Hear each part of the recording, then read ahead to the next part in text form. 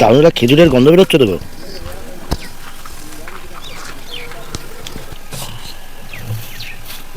কত করে যাচ্ছে এখন দাম এখানে?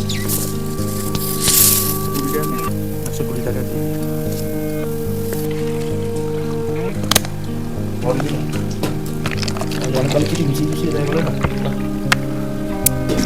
এখানে এসে যদি না আসল খেলাম তাহলে কোথায় খাবে না।